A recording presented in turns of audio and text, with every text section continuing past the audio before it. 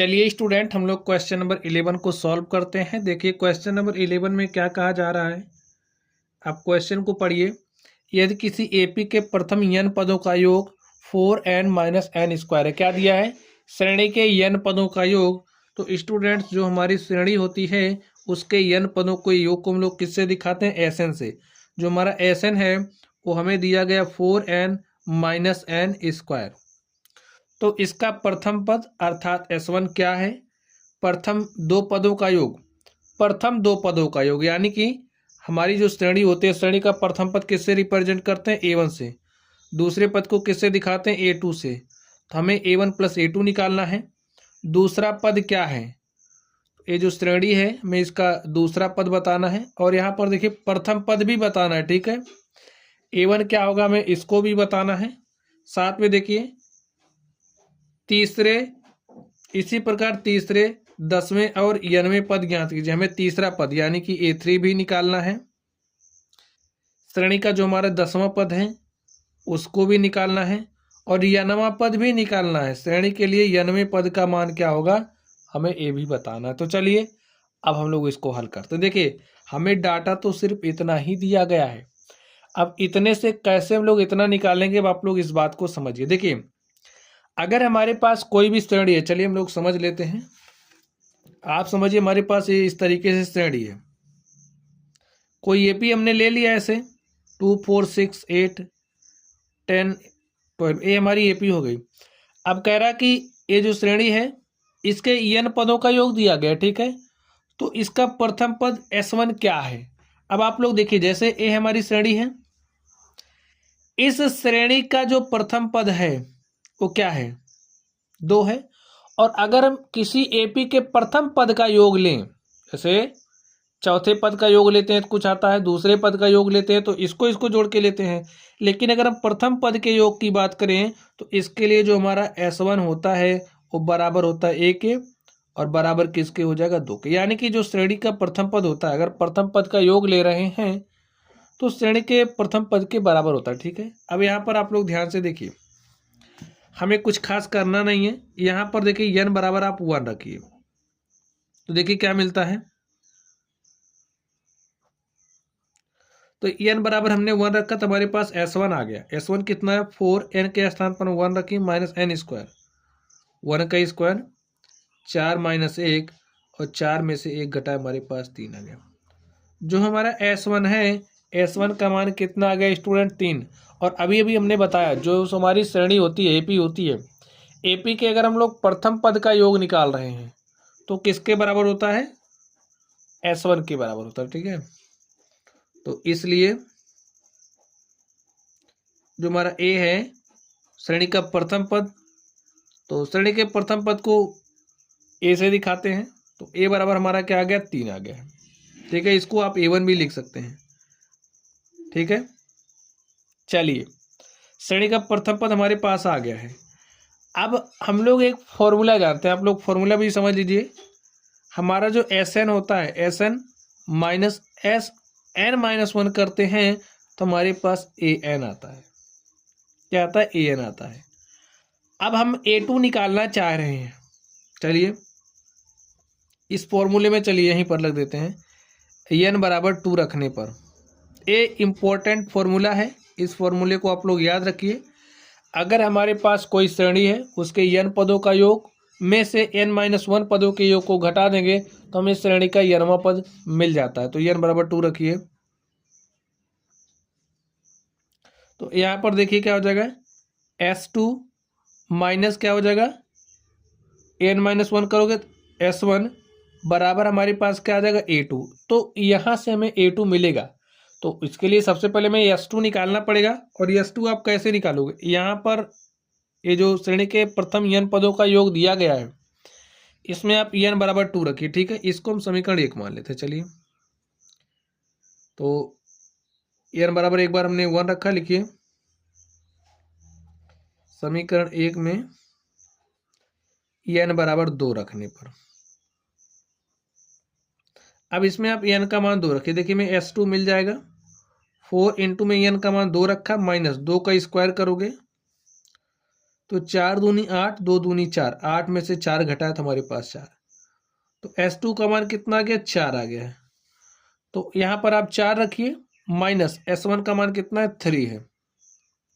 4 में से 3 घटाया तो हमारे पास क्या आ गया, 1। ठीक है, तो यहाँ से जो हमारा A2 है, जो हमारा A2 है, A2 का मान कितना आ गया स्टूडेंट, देखिए इधर A2 है, S2 minus S1, 4 minus 3, A2 बराबर 1 आ गया। A2 का मान 1 आया है, तब हम लोग A1 प्लस A2 निकाल सकते हैं। देखिए हमारा A1 प्लस A2 क्या हो जाएगा, श्रेणी का जो प्रथम पद है A1 का मान कितना है, 3 है, A2 कितना 1 है, तो लिखिए A1 plus A2 is equal to, A1 का मान कितना है, 3 है, और A2 का मान 1 है, तो 3 प्लस 1 हमारे पास 4, तो A1 प्लस A2 का मान हमारे पास देखिए आ चुका है। ठीक है स्टूडेंट, चलिए हम लोग आगे देखते हैं। आगे आप लोग ध्यान दीजिए। चलिए अब हमें क्या निकालना है, हमें A2 भी निकालना था, तो हमने A2 निकाल लिया है, A1 निकाल लिया, A1 प्लस A2 भी निकाल लिया, A1 तो निकाल ही लिया। चलिए हम लोग A3 की बात करते हैं। ठीक है, अब हमारा A3 कैसे निकलेगा, ये फॉर्मूला जो आप देख रहे हो, चलिए हम एक नया पेज ले लेते हैं और इस पे इन सारी चीज़ों को करके देखते हैं। देखिए हमने इसको निकाल लिया, इसको निकाल लिया और इसको निकाल लिया। अब हम A3 निकालने वाले हैं। ठीक है, तो A3 हमारा किसके बराबर आएगा, देखिए जब हम लोग SN माइनस SN माइनस 1, ठीक है, एन बराबर हम 3 रख रहे हैं, ये हमारा AN है, एन बराबर आप 3 रखिए, देखिए क्या आएगा, आपको यहाँ से A3 मिलेगा SN, यानी कि आपको S3 माइनस S2, S3 में से आप S2 घटाओगे तो आपको A3 मिल जाएगा। अब यहाँ पर देखिए आपके पास n पदों के योग का फॉर्मूला दिया गया है, तो इसमें आप n बराबर 3 रखिए, लिखिए समीकरण 1 में n बराबर 3 रखने पर, तो n बराबर 3 रखिए, देखिए क्या मिलता है, S3 आपको मिलेगा यहाँ से देखिए n बराबर 3 रखोगे तो 4 गुणी 3, यहाँ पर n का स्क्वायर यानी कि 3 का स्क्वायर, 4 तियाँ 12 माइनस 9, और 12 में से आपने 9 घटाया 3 आ गया, तो S3 का मान देखिए कितना आ गया, 3 आ गया कि नहीं आ गया। और ये जो S3 का मान है, देखिए S3 माइनस S2 घटाओगे तो आपको A3 मिल जाएगा। S3 माइनस S2 घटाओगे तो आपको कितना मिलेगा, A3। S3 का मान कितना है, 3 है, 3 माइनस 4, हमने S3 और S2 का मान ही रखा है। ठीक है, 3 माइनस 4 करोगे तो -1, जो हमारा A3 है, A3 का मान कितना आ गया है, -1 आ गया है। स्टूडेंट्स अब हमें A10 निकालना है। ठीक है, क्या निकालना है, A10 निकालना है, तो चलिए हम लोग A10 निकालते हैं। अब A10 कैसे आएगा भाई, आप S10 माइनस S9 कर दो तो आपको A10 मिल जाएगा। S10 देखिए S10 कैसे निकालेंगे, जो हमारा समीकरण 1 है, लिख दीजिए समीकरण 1 में n बराबर 10 रखने पर, देखिए क्या आता है n बराबर 10 रखने पर, तो n बराबर 10 रखिए, तो S10 मिलेगा 4 गुणे 10, 4 दाम 40 माइनस 10 दाम 100, भाई यहाँ पर आपने 10 रखना है, तो 4 गुणे 10 किया 40 आ गया, n स्क्वायर, n के स्थान पर 10 रखना है, 10 का स्क्वायर 100 होता है। ठीक है, 40 माइनस 100, 40 माइनस 100, और यहाँ पर क्या आ गया, -60, तो S10 का मान कितना आ गया, -60, लेकिन अभी हमें S9 भी चाहिए, तो समीकरण 1 में n बराबर 9 भी रख लीजिए, तो n बराबर 9 रखते हैं, देखिए क्या आता है, S9 इज इक्वल टू, यहाँ पर 9 रखना है तो 4 गुणे 9 हो जाएगा 36, माइनस 9 का स्क्वायर 81, घटा देखिए माइनस आएगा, और 11 में से हम 6 घटाएंगे 5, और 7 में से 3 घटाए तो 4 आ गया। अब चलिए S10 और S9 का मान यहाँ पर आप रखिए -60, और यहाँ पर माइनस लगा के -45 माइनस माइनस हो जाएगा +45 और जो हमारा A10 है, A10 का मान आ गया -15। इस तरीके से आप देख सकते हैं हमने A10 भी निकाल लिया है। अब हमें निकालना क्या है, AN निकालना है। लिखिए, अब स्टूडेंट हम लोग फॉर्मूला जानते हैं। AN का फॉर्मूला क्या होता है, A होता है SN माइनस SN माइनस 1। ठीक है, ये हमारा AN का फॉर्मूला होता है। और भी फॉर्मूले होते हैं, AN is equal to A plus EN minus 1 ऑफ D भी होता है हमारे पास, लेकिन हमें A दिया है इसलिए अभी हम वो वाला फॉर्मूला इस्तेमाल नहीं करेंगे। चलिए यहाँ पर AN निकालते हैं। अब देखिए SN, तो यहाँ पर N के स्थान पर N ही रहने देना है। तो SN देखिए हमारे पास क्या आ जा रहा है, 4N माइनस N स्क्वायर, यहाँ पर माइनस लिखिए। और अब इसमें हमें SN माइनस 1 चाहिए, जहाँ पर N है वहाँ पर आप N माइनस 1 रख दो। तो यहाँ पर हमारे पास क्या हो जाएगा, 4 ऑफ N माइनस 1। ठीक है, माइनस लगाई N स्क्वायर, तो यहाँ पर N माइनस 1 का होल स्क्वायर हो जाएगा कुछ इस तरीके से। अब इसको आप हल करिए, 4N minus N square, minus लगाइए, 4 से मल्टीप्लाई करिए, 4N माइनस 4 माइनस, इसको खोलिए, N स्क्वायर प्लस 1 का स्क्वायर तो 1 ही हो जाएगा, माइनस 2N। चलिए आगे ध्यान दीजिए, 4N minus N square minus 4N minus 4, अभी माइनस अंदर जाएगा तो चिन्ह बदल जाएंगे, A प्लस वाला माइनस हो जाएगा, A प्लस वाला माइनस हो जाएगा, A माइनस वाला प्लस हो जाएगा, ब्रैकेट कर दीजिए क्लोज। अब आगे ध्यान से देखिए, 4N माइनस N स्क्वायर, अब इस माइनस को अंदर भेजिए, माइनस 4N, माइनस अंदर आएगा तो ये प्लस हो जाएगा, A भी प्लस हो जाएगा, A भी प्लस हो जाएगा और माइनस हो जाएगा। अब इसको हल करिए, देखिए A 4N इस 4N से हो गया cancel, A minus N square इस प्लस N स्क्वायर से हो गया कैंसिल।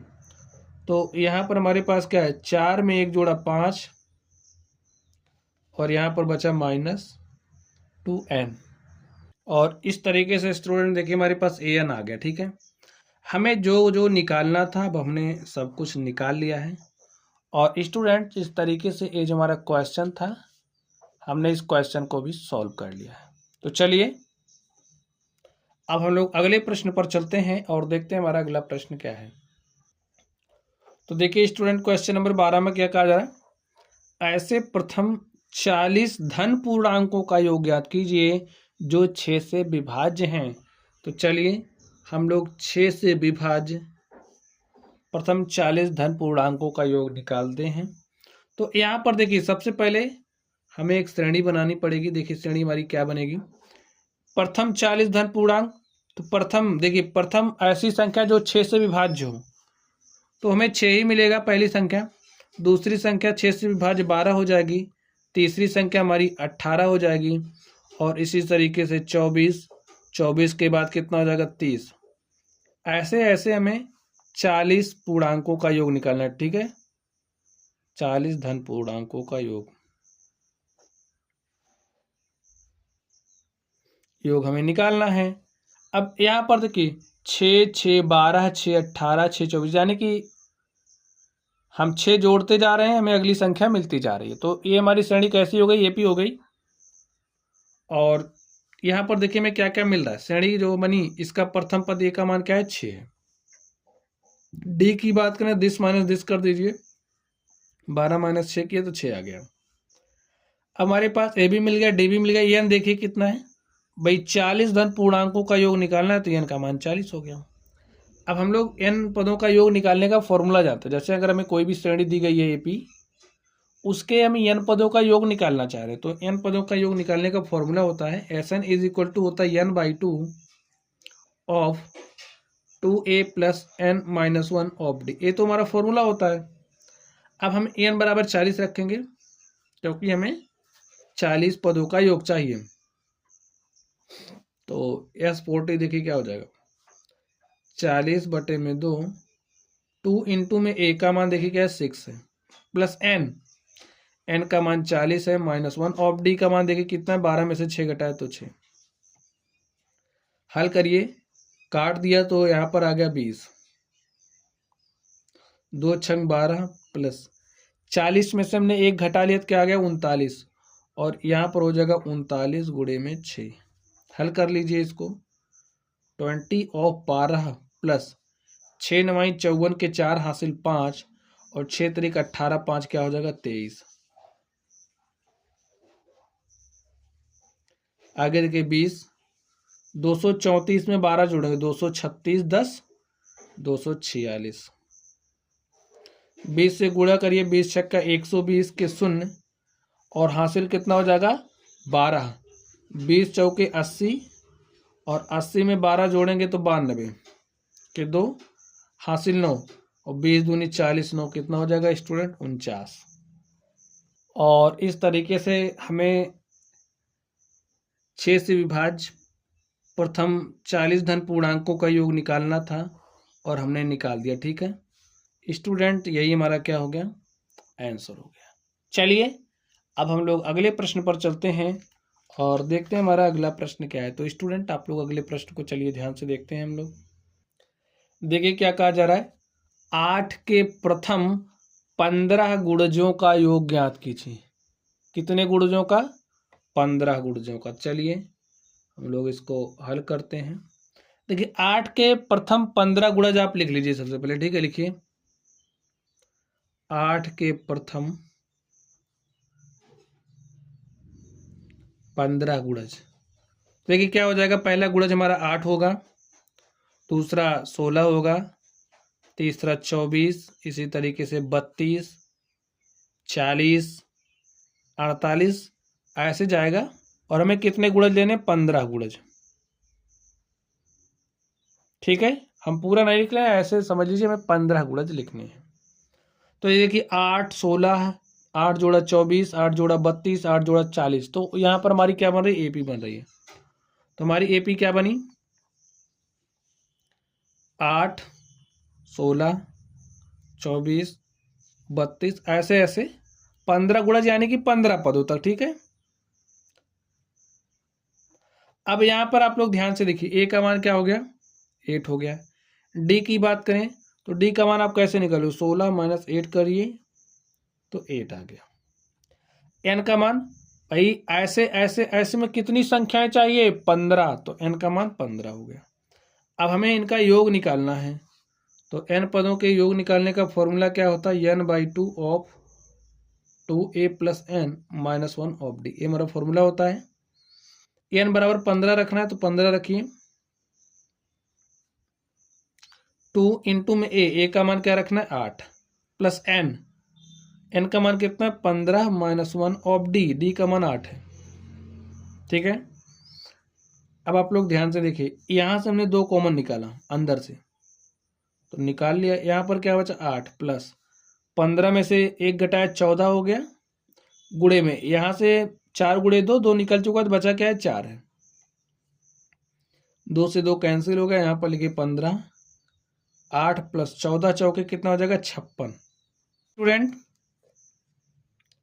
8 में 56 जोड़िए कितना हो जाएगा 64, मल्टीप्लाई करिए 15 चौके 60 के 0 हासिल 6 और 15 छक्का 90 और 6 कितना हो जाएगा 96। तो यहाँ पर आप देख सकते हैं हमारा 8 के प्रथम 15 गुणजों का जो योग है हमें ज्ञात करना था और हमने ज्ञात किया। हमारे पास कितना आ गया है 960। तो स्टूडेंट यही हमारा आंसर हो गया। लिखिए अतः 8 के प्रथम 15 गुणजों का योग 960 है। चलिए अब हम लोग अगले प्रश्न पर चलते हैं और देखते हैं हमारा अगला प्रश्न क्या है। तो अगले नंबर में कहा जा रहा है 0 और 50 के बीच की विषम संख्याओं का योग ज्ञात कीजिए। तो सबसे पहले मैं 0 और 50 के बीच की संख्याएं लिख लेते हैं, विषम संख्याओं को लिख लेते हैं। लिखिए 0 और 50 के बीच की विषम संख्याएं। ठीक स्टूडेंट, क्या हो जाएंगी? देखिए 0 और 50 के बीच लिखना है, तो पहली जो हमारी विषम संख्या होती है वो क्या होती है? 1। 1 हमारी क्या होती है? एक विषम संख्या होती है। 1 के बाद देखिए 3 हमारी विषम संख्या है, 5 है, 7 है, 9 है, और उसके बाद 11 है, 13 है। अब ऐसे तो हम 50 तक लिखेंगे नहीं, तब हम लोग लास्ट से देखेंगे। ठीक है, लास्ट से देखेंगे। 50 के पहले 49 आता है, और देखिए क्या 49 हमारी विषम है? तो जी हाँ, 49 हमारी कैसी है? एक विषम संख्या है। तो यहाँ पर 0 और 50 के बीच जो भी विषम संख्याएं थी हमने यहाँ पर लिख लिया। ठीक है, अब देखिए क्या ये समांतर श्रेणी में बन रही हैं? 3 में से 1 घटाए 2 आया, 5 में से 3 घटाए 2 आया, 7 में से 5 घटाए 2 आया। हाँ, हमको दिख रहा है कि इनका जो सर्वांतर है वो कितना है? 2 है, यानी कि सब जगह पर समान है, तो इसलिए हमारी क्या है? एपी है। तो इनको एपी के फॉर्मेट में लिख दीजिए कुछ इस तरीके से, 1 3 5 7 9 ऐसे ऐसे हैं। और हमने अंतिम पद भी निकाल लिया। अंतिम पद क्या है हमारे पास? 49 है। अब यहाँ से यहाँ तक जो जो डाटा में मिल रहा है उसको लिख लीजिए। देखिए श्रेणी का प्रथम पद क्या बना? 1 बना। डी की बात करें तो 3 - 1 कर दीजिए, हमारे पास क्या आ गया? 2। हमें सर्वांतर भी मिल गया डी। अब देखिए इसमें कितने पद हैं, हमें पदों की संख्या नहीं पता है, तो बिना पदों की संख्या के क्या हम लोग इसका योग निकाल सकते हैं? आप बताइए। नहीं निकाल सकते, तो हम पदों की संख्या निकाल लेते हैं। ठीक है, हम लोग फॉर्मूला जानते हैं, हमारा an = होता है a + n - 1 ऑफ डी। ये हमारा फॉर्मूला होता है nवां पद का। अब अगर हमारा जब nवां पद अंतिम पद बन जाता है, जैसे ये nवां पद है और a क्या हो जा रहा है? अंतिम पद के बराबर हो रहा है, an हमारा बराबर हो जा रहा है l के, तो इस केस में हमारा फॉर्मूला क्या होता है? l = a + n - 1 of D. और l का मान देखिए क्या दिया गया है? 49। तो यहाँ पर आप 49 रखिए, प्रथम पद का मान 1 है, 1 रखिए, n निकालना है, d का मान 2 है, तो यहाँ पर 2 रख दीजिए। इस 1 को इधर लेकर के आइए, 49 - 1 = n - 1 ऑफ 2। तो 49 में से 1 घटाइए, 48 आया। यहाँ पर देखिए n - 1 और 2 मल्टीप्लाई के साथ है, यहाँ पर आएगा डिवाइड के साथ, काट दीजिए। तो 24 दूनी 48, यहाँ पर 24 आ गया। n - 1 बराबर 24, और n बराबर क्या आ गया स्टूडेंट? 24 + 1 बराबर 25। तो 0 से 50 तक, 0 और 50 के बीच की विषम संख्याओं की जो संख्या है वो कितनी है? 25 संख्याएं हैं। ठीक है, चलिए अब हमें इन सब का योग निकालना है, तो हम लोग योग निकालने का फॉर्मूला जानते हैं। Sn = होता है n/2 ऑफ 2a + n - 1 ऑफ d। ठीक स्टूडेंट, अब आप लोग ध्यान से देखिए। अब ऐसे प्रथम देखिए यहाँ से हम स्टार्ट कर रहे हैं जोड़ना, और हमें 25 पदों का योग चाहिए भाई, इसी ऑर्डर में चाहिए 25 पदों का योग। तो n का मान क्या है? 25 है, लिख दीजिए n बराबर 25 रखने पर,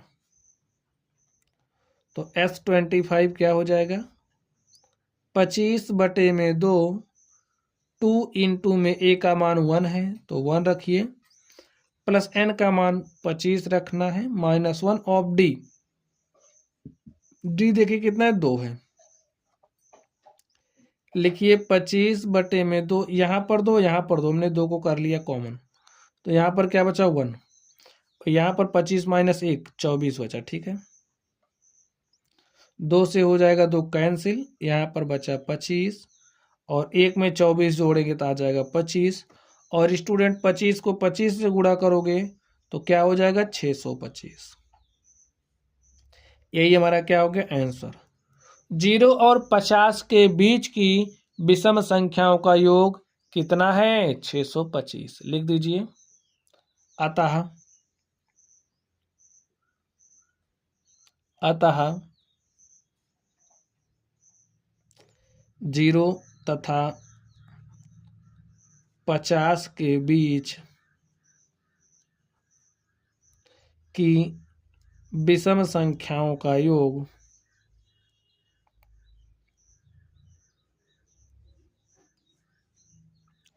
संख्याओं का योग 625 है। ठीक है स्टूडेंट, और इस तरीके से ये जो हमारा नंबर क्वेश्चन 14 था हमने इसको हल कर लिया है।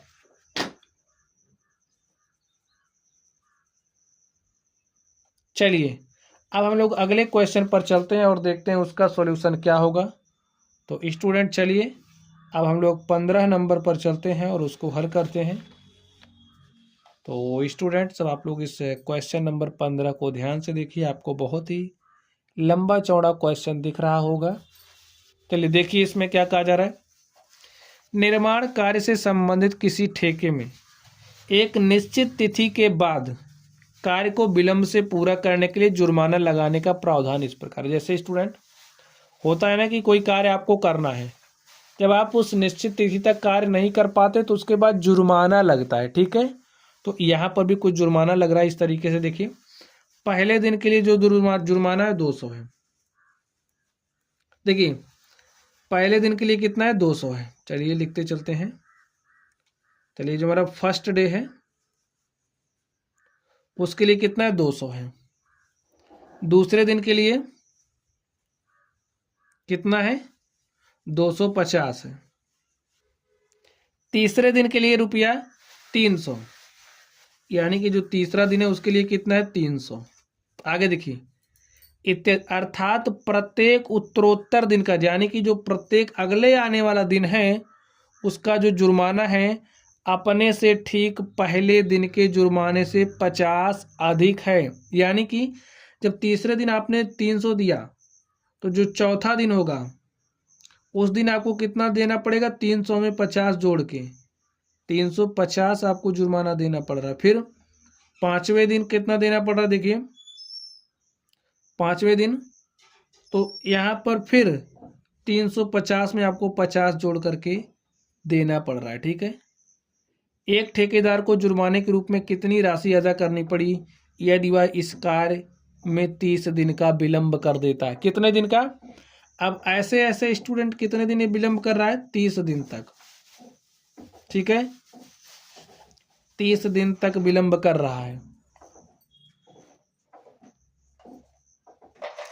अब आप लोग समझ गए, पहले दिन 200 जुर्माना दिया, उसके बाद 250, उसके बाद 300, और अगला आने वाला जो दिन है जो उत्तरोत्तर दिन है पहले वाले में 50 जोड़ करके उसको देना पड़ रहा है। ऐसे 30 दिन तक वो विलंब शुल्क दे रहा है। ठीक है, चलिए अब यहाँ से देखिए हमें कुछ आभास हो गया होगा आप लोगों को कि यहाँ पर हमारी श्रेणी कैसी बन रही, समांतर श्रेणी बन रही है। चलिए तो पहला पद 200, दूसरा 250, तीसरा 300, ऐसे 350, और कितने दिनों तक चला ये काम, 30 दिन तक। ठीक है, अब यहाँ पर आप लोग ध्यान से देखिए पहला पद क्या है 200 है। सर्वांतर की बात करें तो 250 माइनस 200 करोगे तो सर्वांतर कितना हो जाएगा 50। अब देखिए n का मान कितना हो जाएगा, ऐसे ऐसे ऐसे 30 पद बनेंगे तो n का मान क्या हो जाएगा 30।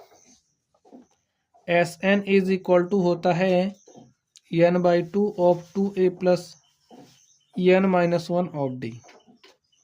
n बराबर 30 रखिए तो S30 कितना हो जाएगा 30/2 इंटू में a, और a का मान क्या है 200 प्लस n का मान रखना है 30-1 ऑफ d का मान 50। काट दीजिए, 2 से काटा, यहाँ पर आ गया 15, 2 गुणे 200 करोगे तो 400, प्लस 30 में से आपने एक घटाया तो आ गया 29। ठीक है, और 29 शून्य शून्य, और 29 पंचे कितना होता है 145। 15 लिखिए, 1450 में 400 जोड़ोगे तो 14 4 1850। और भाई देखिए आपको करना क्या है, यहाँ पर 15 से मल्टीप्लाई, तो आप यहाँ पर 15 से मल्टीप्लाई कर दीजिए। चलिए यहाँ पर 15 से मल्टीप्लाई करते हैं। 15 शून्य शून्य, 15 पचे 75 के 5 हासिल 7, ठीक है। 15 अट्ठे 120, 7 127 के साथ हासिल 12, और 15 के 15 12 क्या हो जाएगा 27। तो देख रहे हो कितना देना पड़ रहा है उसको विलंब शुल्क, जो जुर्माना है कितना देना पड़ रहा है, 27,750 रुपया, ठीक है। यही हमारा आंसर हो गया। और इस तरीके से स्टूडेंट, ये जो हमारा क्वेश्चन नंबर 15 था, हमने इसको भी हल कर लिया है।